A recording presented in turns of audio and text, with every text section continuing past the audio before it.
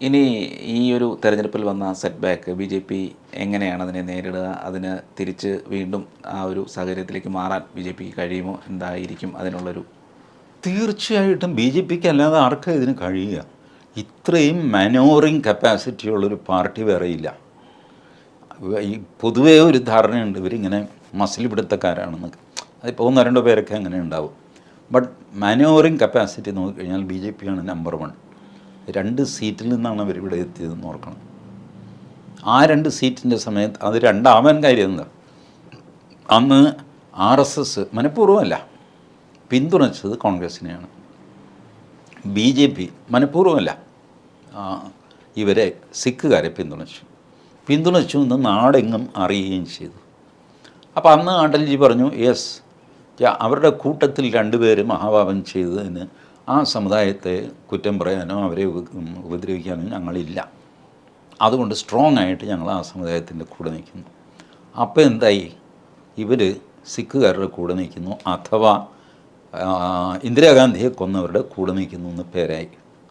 ഇതിന് സ്വയം സേവകരുടെ വലിയൊരു വിഭാഗം ശരിയാവില്ല, പ്രധാനമന്ത്രിയെ കൊന്നു, കോൺഗ്രസ്സുകാരി ആയിക്കോട്ടെ ആരുമായിക്കോട്ടെ, രാജ്യത്തിൻ്റെ പ്രധാനമന്ത്രിയെ കൊന്നതിന് പകരം വീട്ടുന്നത് അവരുടെ പാർട്ടിയെ തന്നെ വീണ്ടും വർദ്ധിത വീര്യത്തോടെ അധികാരത്തിൽ ഏറ്റിക്കൊണ്ടാണ്. ഇങ്ങനെ ബ്രോഡ് ചിന്താഗതി ഉണ്ടായി. ബി.ജെ.പി. 2 സീറ്റിൽ ഒതുങ്ങി. ബട്ട് അന്ന് ബി.ജെ.പിക്ക് കൂട്ട് കിട്ടിയതാണ് ശിരോമണി അകാലിദൾ.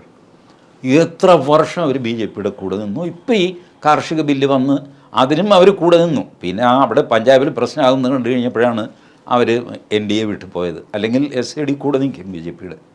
അപ്പോൾ അത് ബി.ജെ.പിക്ക് മാത്രം സാധിക്കുന്നതാണ്. ഈ ശിരോമണി അകാലിദളിനെ കൂടെ നിർത്തുകയും അന്ന് അല്പം ദേഷ്യത്തിൽ വിട്ടുപോയ സ്വയം സേവകരെ കൂടെ ചേർക്കുകയും അതിലൂടെ RSSൻ്റെ ഇൻഡയറക്റ്റ് പിന്തുണ ഉറപ്പാക്കുകയും ഒക്കെ ചെയ്ത സാമർഥ്യം ബി.ജെ.പിക്കുള്ളതാണ്. ബി.ജെ.പിയുമായിട്ട് കൂടാത്ത പാർട്ടി ഏതാണെന്ന് ചോദിച്ച് റീസെൻറ്റ് പാസ്റ്റിൽ വാജ്പേയിയുടെ കൂടെ DMK ബി.ജെ.പിയുടെ കൂടെ ഉണ്ടായിരുന്നില്ലേ? മമതാ ബാനർജി വാജ്പേയി മിനിസ്ട്രിയിൽ മിനിസ്റ്ററായിരുന്നില്ലേ?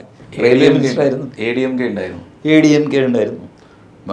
നിതീഷ് കുമാർ ഉണ്ടായിരുന്നു, സമാജ്വാദി പാർട്ടി ഉണ്ടായിരുന്നു, BSPയുമായിട്ട് ചേർന്നിട്ട് ഉത്തർപ്രദേശ് ഭരിച്ചിരുന്നു, നാഷണൽ കോൺഫറൻസ് വരെ ഉണ്ടായിരുന്നു.